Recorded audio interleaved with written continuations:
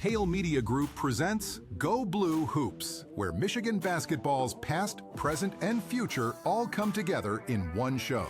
Hosted by former Wolverine great, 10-year NBA veteran, and longtime ESPN and NBC college basketball analyst Tim McCormick. Each episode goes beyond the box scores, from championship memories and recruiting stories to sharp breakdowns of the season ahead. Insight, legacy. Michigan basketball. This is Go Blue Hoops. Hey, welcome to another edition of the Go Blue Hoops podcast for the undefeated Michigan Wolverines. Man, that sounds good. Team is 10-0. January 1st will come. They'll be 12-0 because they have two highly winnable games coming up, sandwiched around Christmas time. How is the podcast going so far? Well, we started 40 days ago, and this is the best team in the country. I did watch Arizona and Alabama the other night. Arizona's pretty good too, but if you watch both teams, you can tell that Michigan has more. In 10 games, Michigan has outscored their opponent by 270 points. That's 27 points per game. It's unheard of.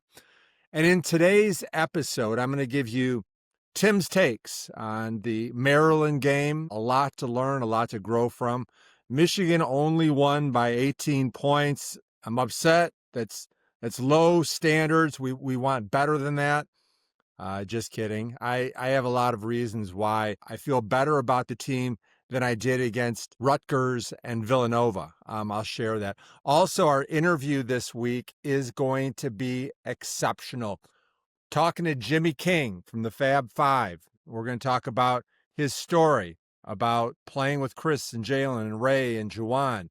Also going to ask him the tough question, should the banner from the Fab Five be hanging in the rafters? Stay tuned for that. Okay, let's talk about Michigan versus Maryland. It was a tough, physical, confrontational battle on the road. Hostile crowd, sellout crowd, red out. Buzz Williams, an excellent coach. Maryland, middle of the pack, but we all know how hard it is to go on the road.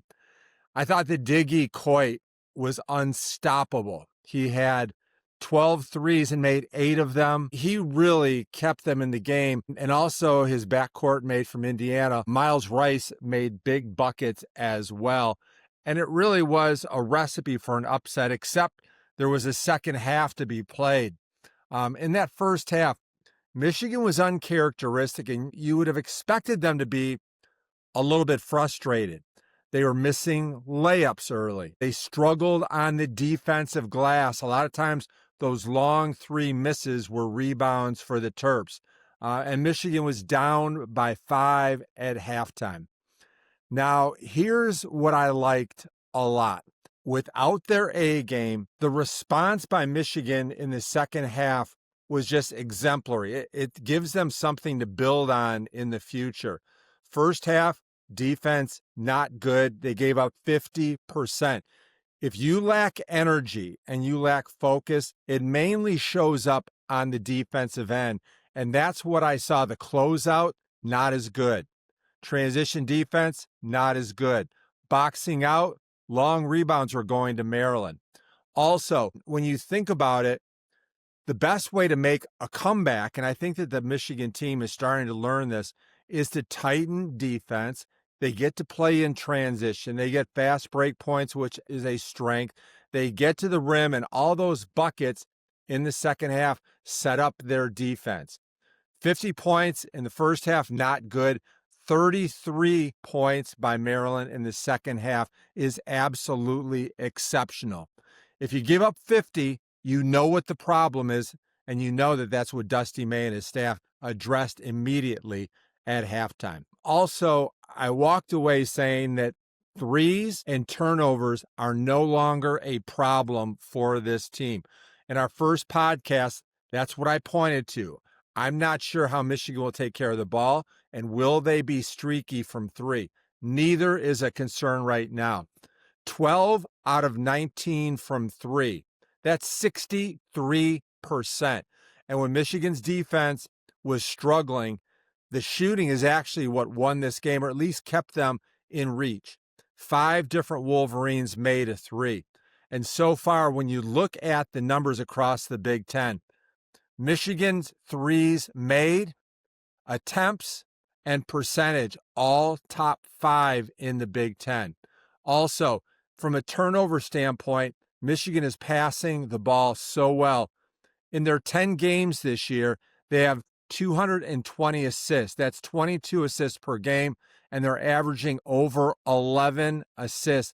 That is darn good, and we would take that the entire season. All right, next up, it's Tim's Takes. I've got 3 thoughts based on watching the Michigan-Maryland game, and the first one has to do with Yaxel Lendeborg. He was our Wolverine interview, and he played like an All-American. He is gaining so much confidence in his role, and to be able to do what he's doing against top 10 competition in the non-conference and what he's doing for his first 2 games in the Big Ten, he's got to be flying high with confidence. He also had 9 assists, 8 rebounds. He made 4 of 5 of his threes, and to score 29 points on only 11 shots, that is as good as it gets. Also, I thought he was Michigan's best defensive player. He had 3 blocks, 2 steals, really impressed. And what jumped out at me is something I saw with around 10 minutes to go.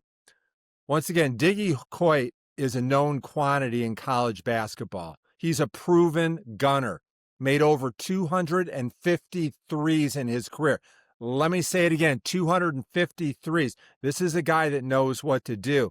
And he destroyed Michigan's guards in the first half. I really thought that Namari Burnett and LJ Cason, they were really struggling to keep Coit under control. Late in that game, if you watch closely, Yaxel Lendeborg waved off LJ Cason. He said, I'm taking Coit from this point on. At that point in the game, there were 29 points racked up by Coit so far. He had 29 points, mainly on threes. And what Yaxel Lendeborg did is he locked him up. He got in a stance. He offered no help to anybody else and just said, you know what? This guy is not going to get another bucket. That shows his immense ability. He's a two-way player, and that's why the NBA scouts are loving what they're seeing from Yax. And now Tim's take number 2. Michigan is blowing out opponents this year by 27 points per game. And the top reason, in my mind, plus 22 points per game scoring in the paint. They are massive with their size, but they also really excel in the area of diversity. Guys can step out and make shots. They can get to the rim. They score in transition. Offensive rebounding is just exceptional. So far, 5 Michigan players are averaging double figures. That's a recipe for success. And when you talk about those 5 players, Namari Burnett's not on that list. He's at 9 points per game, 1 good shooting night from him, and then you've got 6 guys in double figures. Michigan, number 2 in the nation in field goal percentage from 2. Their fast break is prolific. They score off their defense nonstop. The offensive rebounding is a great weapon. Michigan, so far, the most efficient offense in the Big Ten, with more good things to come. And here's Tim's take number 3, and it deals with point guard play. Michigan is getting tremendous point guard play, and I give a ton of credit to Dusty May. He's built up the confidence of his lead guards, and it shows on the court. I want to go back a week and share a story that Yaxel Lendeborg gave to us when he said he's had coaches that yell before, but he's never, ever experienced a coach that never raises his voice at him. He said he's always giving constructive criticism. He's having fun. He makes jokes, but he's always building confidence. Well, it certainly shows with the play of the point guards, and I've seen an amazing turnaround for both of these players. First of all, Elliot Cadeau, when he was at North Carolina, struggled mightily from 3. As a freshman, he shot 19% from 3. Look, I don't know who you are, but you could probably go out and knock down 20% of your threes right now. As a sophomore, nice improvement by Cadeau. his numbers jumped up to 34%. That's not easy to do. But this year, I cannot tell you how impressed I am with the perimeter shooting at Cadeau. 42% from three as a junior. The defensive philosophy that Mike Boynton and Dusty May has put in has really generated a great defensive presence by Elliot Cadeau. He's stifling on the defensive end. It's the most underrated part of his attack. Also, 1 year ago, so much uncertainty about LJ Cason. Many people thought he's probably going to redshirt. He had a lot of ups and downs. There were games he had DNPs, did not play. And now, 1 year later, all of a sudden he's a key component to the best team in all of college basketball. Last year, his threes, 25%, not good. As a sophomore, 1 year later, 36%. That is a big jump. Also, a key barometer on who can shoot and who can't, free throws. Last year as a freshman, LJ 60% from the line. This year, that number jumps up to 82%. And the number I like the most, Elliot Cadeau has cut his turnovers. LJ Cason has cut his turnovers in half. Both of those guys doing a really nice job. All right, so what's coming up this week? Well, I'm actually kind of excited because I have a broadcast on Saturday and I have one on Sunday.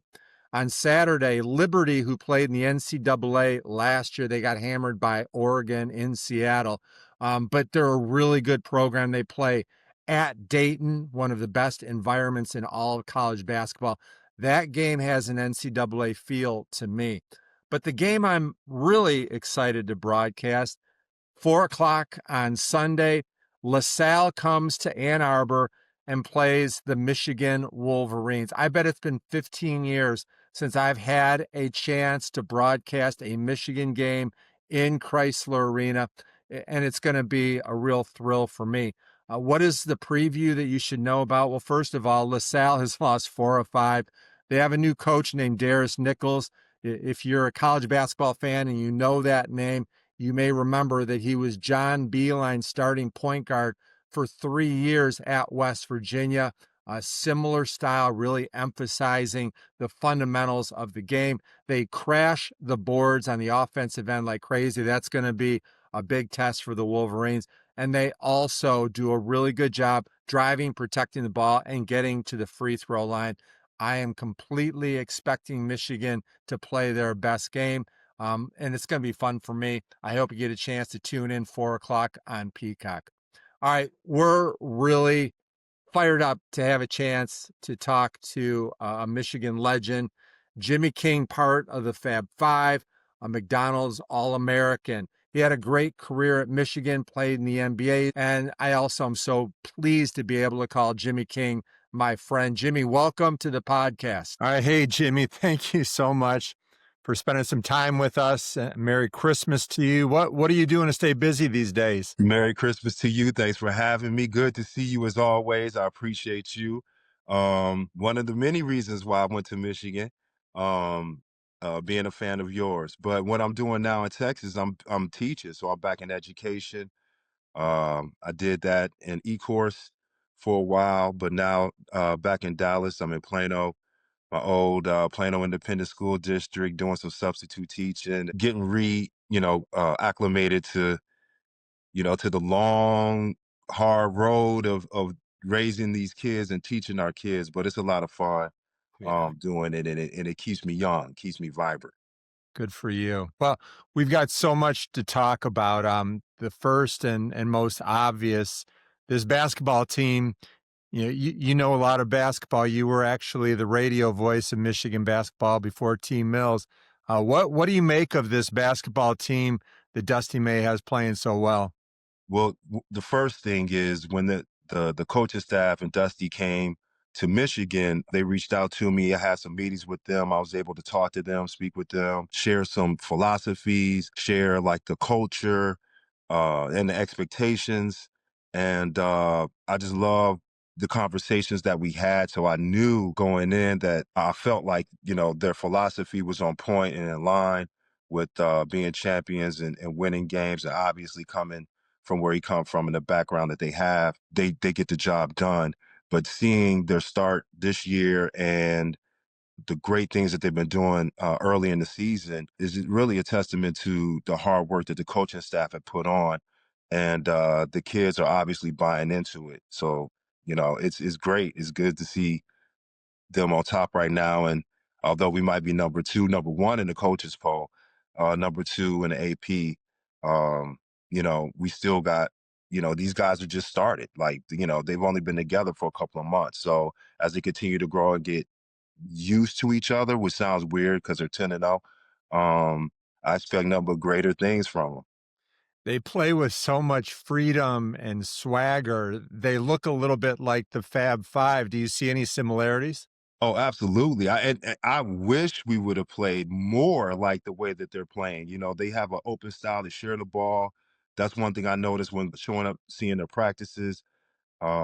They love to play together. They're unselfish and they don't care who scores. They don't care who is on top. You'll see Johnson have a monster game, and other star players may have a lesser game as far as an impact of scoring.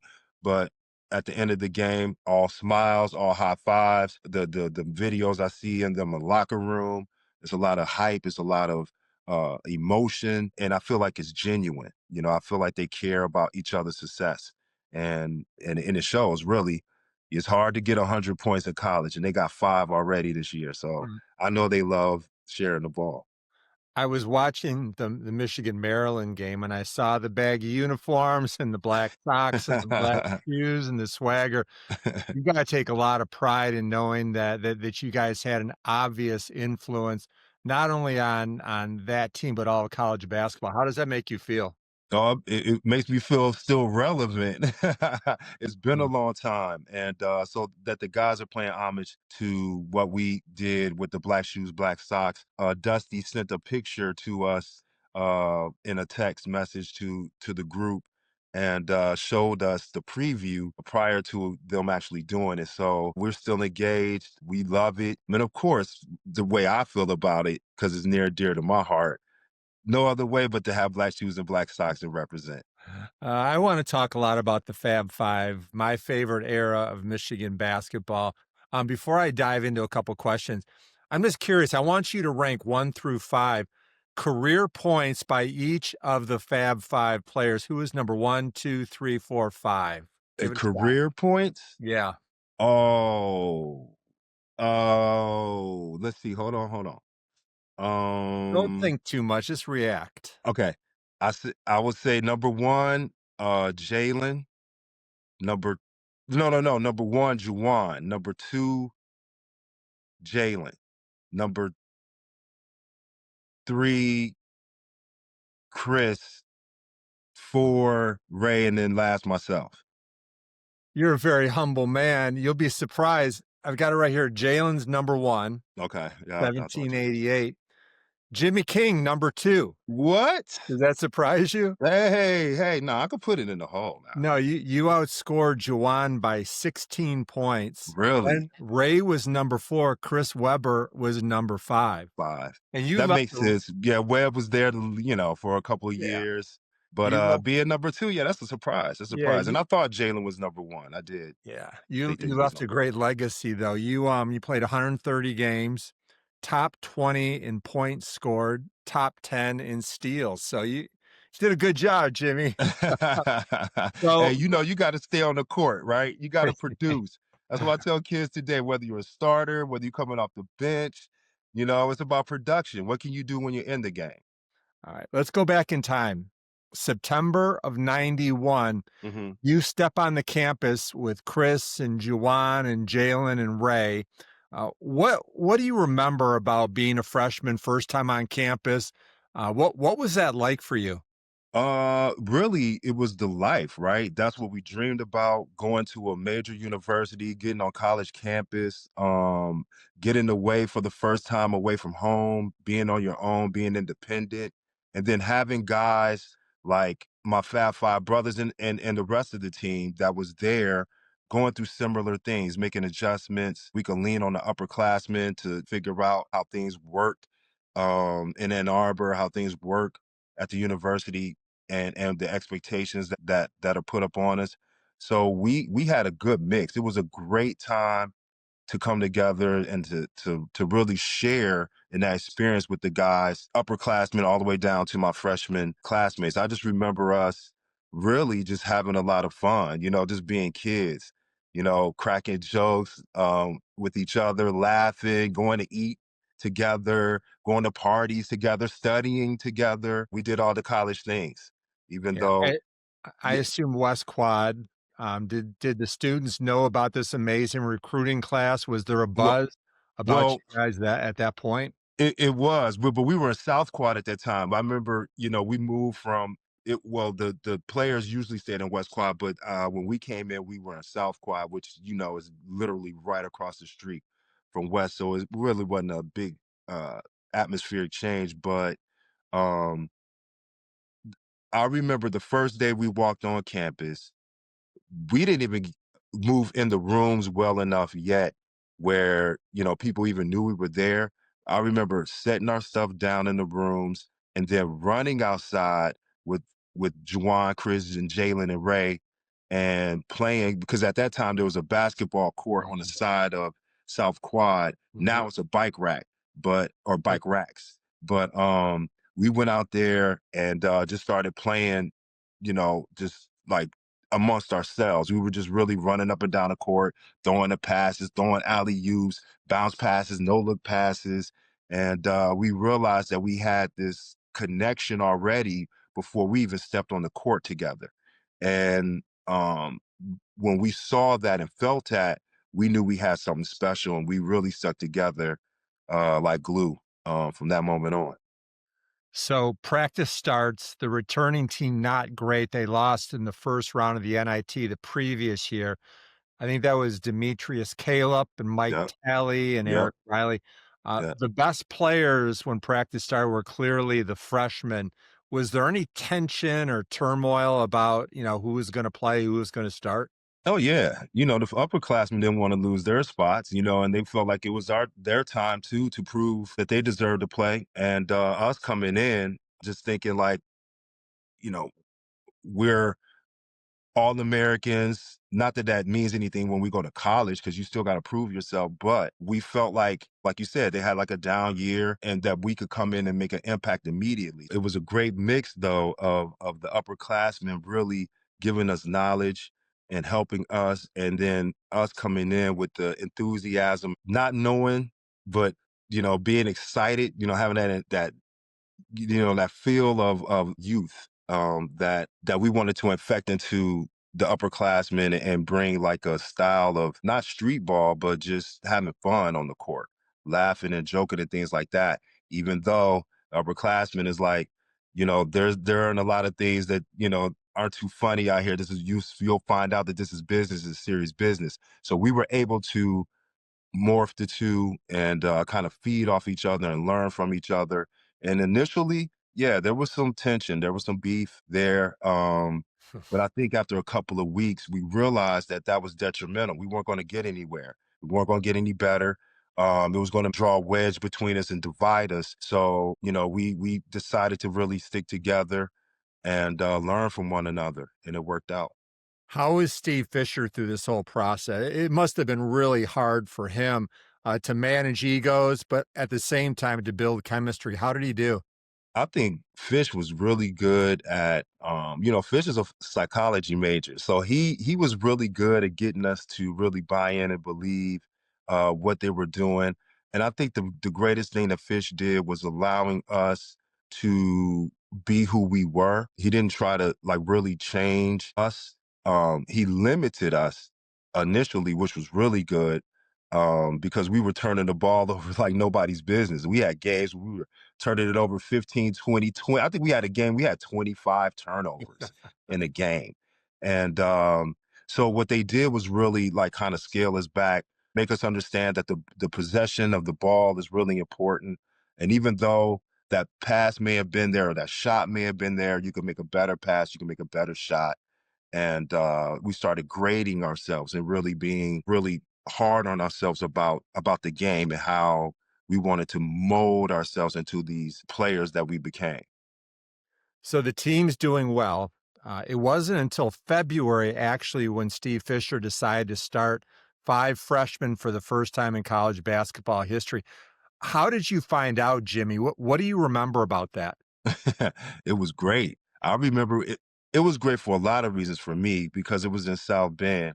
I'm originally from South Bend. All my family is there. I had all the tickets. Nobody had any tickets. I had at least 30, 35 people, maybe more than that there. And what I remember is sitting in the locker room, and before we always go out and play, on the board, or the coaches will write the lineups, and they will write who we matched up with. And uh, when he started writing the names down just like he normally did, when he wrote Ray's name up there, nobody said anything. There was no reaction. There was like, but you can feel the energy in the room. The energy just kicked up. It started getting hot in there. People, like, even though nobody was fidgeting or moving around, you could just feel the energy start to build, and it leaked out into the hallways and out to that court when we started walking down. And that was a special game. I remember we scored every point in that game, and there's no way you could script that. There's no way you could try to do that. you know, I just think it was just something that was just, really God sent and heaven sent that we were able to score all the points. And it happened to be in my hometown. And that was the start of the Fab. Did you have any sense, Jimmy, that the Fab Five were going to change basketball, both on and off the court, be a cultural change that I didn't see it coming. Did you? Well, no, I didn't see it, not to the level that it's been, even to this day. But we did have the foresight of going in and changing the game, or at least making an impact on the game.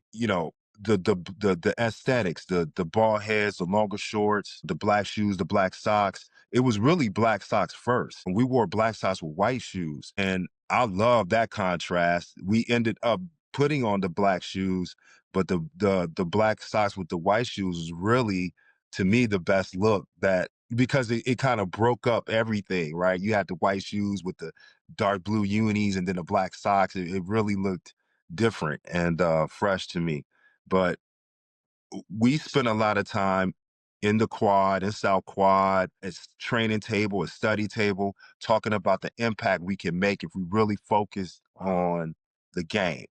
You know, what can we count on from each other to be successful? Juwan, what can we get from you? Ray, what can you do? Jimmy, Jalen, Chris, what is it that consistently we could bring even on our worst night that'll make us successful? That was our mindset. So we felt like if we did that, we could make an impact and we could leave a legacy, but not the one that we did. Yeah, the cultural movement was significant and real. Did you feel like wearing the black socks and the shoes and the baggy shorts? Did it feel like rebellion, or were you guys just super comfortable and that's the way you wanted to be? It was really comfortability. That's what the shorts were about. The first thing that we went to fish about was the shorts. The shorts at that time were very short, and Oh, tight. tell me about it. Yeah, I know. The short, tight shorts. Yeah, the John Stocktons, Yeah. but that was the culture. That's what we played in high school and everything. So when we got to Michigan and we were able to have an influence or a say on the shorts, I remember the first time they brought those shorts to us, they were wider, they weren't longer. And so we were like, nah, this won't work. So we were just sitting out there with, like, I don't know, like it looked like kilts almost, like they went out this way, but they weren't longer. So we sent them They came back. from Nike, right? Is Yep, that came that from Nike, Uh-huh. and so we sent them back, and then they came back with making the inseam longer. That's when they figured out it's not the width, it's the inseam. So they made the inseam, I think, like 3 inches longer, 3.5 inches or something like that, and that's why, that block M on the shorts at the bottom of that short made the short swing. So they even made them look longer with the block M on it. Good ball players and fashion icons too. When I think back to the strong voices in that room, Could you pinpoint one guy that was sort of the leader? Like said, no, this is the way we're doing things. Who would that be? Um, I would say Jalen was the most vocal, but we all had our say. You know, Ray had his say, Juwan had his say, Chris had his. Like we all had our say in what it is and the direction that we felt collectively that we needed to go. No voice was louder than the other. But I think demonstratively, Jalen was the more outspoken one. I was more introverted, but I spoke when I had to, and actually I did more talking in the huddles and on the court than anything. but um, but if I'd had to point to one, I would say Jalen, just because I think he was just more comfortable in being vocal at that time at a young age. Did any of the group surprise you in terms of work ethic or leadership or maturity, or was one of them the funny guy in the group? What were the personalities like? Absolutely. The workhorse was Juwan. Juwan was the workhorse, work hard every day, all day in practice. He was the most mature out of us. I was his roommate freshman year. So I got to see him get up every morning. He would iron his pants. He would press his shirts. Like he was crispy every time he went outside, whether we went to class at 8 o'clock all the way to the CCRB, going across campus in 0-degree weather, he was still, you know, buttoned up. The comedian, I would say Ray. Ray is always a jokester, messing with everybody. Jalen too, Jalen and Chris. You know, they all had the personality of, cracking jokes. But not, not in a mean way, always in a funny way. But yeah, we had a mix of guys that, and not just there, Sam Mitchell, rest in peace. He was hilarious. A matter of fact, on that Sports Illustrated picture where the five of us are on the floor and we're kind of like sitting on the floor with fish in the seat and we're laughing. Like we got these big smiles and laughing on the court is because Sam Mitchell was behind the photographer doing things I can't say, but it was funny. And that was kind of the camaraderie that we had with each other. Not just the Fab, but everybody else on the team too. Jimmy, you lost back-to-back national championship games. The first one was Duke with Leitner and Bobby Hurley and Grant Hill. There was a lot of trash talking and some hatred as well. What do you remember about it? And why is it that you guys just didn't like Duke? I remember, well, the trash talking initially was from them. They were talking a lot of trash. Christian was talking trash. Bobby was talking trash. Grant talked trash, whether people know it or not. So for us, it was just like, oh no, this is another day in the office. Like this is good. Like we get that out the way too, because that's part of the game. We like to do that. And people will be surprised to hear that, the Duke teams and a lot of those players, talk just as much trash as we did. But I just remember that they're defending national champs, they're great players. So for us, it's really psychological, right? Talking trash, getting in their head or trying to get in their head and making that playing field a little level. They got way more experience than we do, obviously. So, we try to bring them back, cut them down to our level, at that time. And that's what it was about. We respected them. We knew they were good. We knew they were going to be good. They're well coached. Coach K is one of the greatest coaches of all time. So, a lot of that was just really trying to level the playing field, get in their heads, and get them off their games. That's what it was about. And then the second national championship loss was to North Carolina, obviously really painful. Looking back on it, what did you learn about maybe dealing with pressure, dealing with failure? What kind of lessons can you share from that experience? That fresh sophomore year, going from freshman to sophomore year, the first thing I remember going in, the first maybe like 6, 7, no, about 7, 8, 9, 10 games. It wasn't as fun as I remember the game being. It felt like work. It felt hard. And that was the maturity level that we had to raise up to, is that like, you know, well, now people know who you are. You getting the best games. So I don't care who you're playing, what school you're at, or who you're playing. You're getting their best go. You're getting the best scouts. You're getting the best coaching. So that was the adjustment that we had to make, and then making it back to the national championship and playing against North Carolina, who we beat earlier that year in the Honolulu tournament. We felt like we should have beat them again, but that just goes to show that that's just the other side, because the year before we played Ohio State, they whooped us twice in the regular season, and then we ended up beating them to go to the Final Four.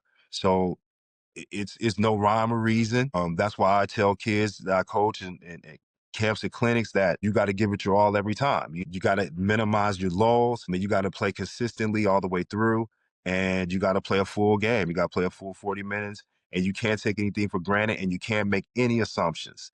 That's the number one thing that I could say and take away from that year. Yeah, just fantastic information, Jimmy. I'm loving it. And I have to ask you about NIL and social media too.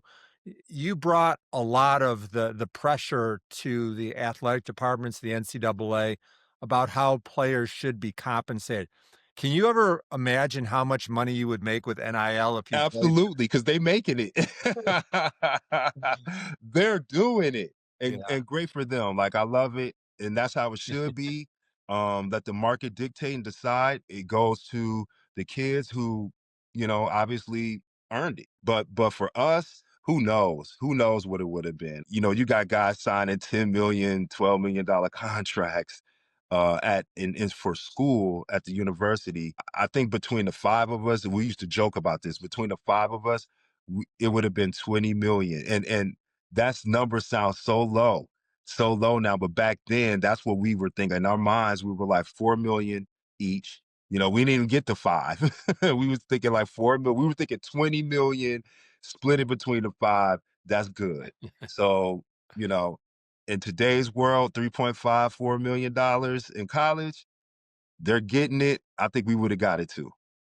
I agree. I think I know the answer to this question, but I'm going to ask it anyway. After two Final Four appearances, there are no banners up in Crisler Arena. That it just doesn't feel right. I believe there should be Final Four banners up there. Do you think the Fab Five will ever be recognized by Michigan by putting your banner up there? I do. I hope it's coming soon. I've had conversations, private conversations with Ward, and the thing that we talked about is doing something that commemorates the Fab Five and or the team. If we can't put the banners up, there's other things that we can consider. I think we got people that's on board, Dusty, who acknowledges that, and hopefully we can have that conversation soon. I know it's a lot going on right now, but when things start to level off a little bit, I think that we'll be able to have those conversations really soon, and get the ball rolling and get something done. So yes, I do believe we'll be able to do something to commemorate those years. I am hopeful. Let's keep our fingers crossed. That's Uh, right. That's right. to close things up, I always like to have some fast break questions, really quick questions, short answers. What is your number one NBA highlight? Did you have a moment? Did you have a dunk on somebody? What's your Ooh, number one that's a NBA great highlight? question. Thank you. That's a great question, Tim. I have two. Well, I got many. I get many. I'll give you one. I'll give you one. One is uh playing the Chicago Bulls, Michael Jordan, in the year they won 72 games. We were one of the 10 teams to beat them that year. That's one of my best memories Like it. as a professional. Good. What did you study at Michigan? I studied communications, radio, TV. It was mass media back then, and they Mhm. changed it. It's just communications now, but it was mass media, radio, TV, and film. When you went around the Big Ten, who was your biggest rival, the team that you wanted to beat the worst? Oh, I would say Ohio State, because they were number one. They had Jim Jackson, Lawrence Funderburk, And of course, it was that school down south that we always want to beat, even though the Michigan State teams were really good with Judd Heathcote and those guys. But I would say Ohio State was probably our biggest rivalry, and they beat us twice. They spanked us when they came to Ann Arbor. I'll never forget that first half. I think we had a, a season low, a record low of like 13 points or 15 points that whole half, the whole first half, and they whooped us. And then we went down to Columbus and they beat us again, but by double digits. I think we lost by 10, 8 or 10 points, and so yeah, we wanted to definitely stick it back to them. So that's why our freshman year in the Elite Eight, beating them, going to the Final Four was one of the best things for Jimmy, us. what's the most points you ever scored in a game at any level? Ooh, like 60 something, but that was high school. Like 60, Oh, almost okay, that 70. doesn't count? Yeah, well, it's high school. Everybody get off in high school. 60 plus. What about your Michigan career high? Michigan career high 24. Good. Low Favorite number. pregame meal? Ooh, good one, good one.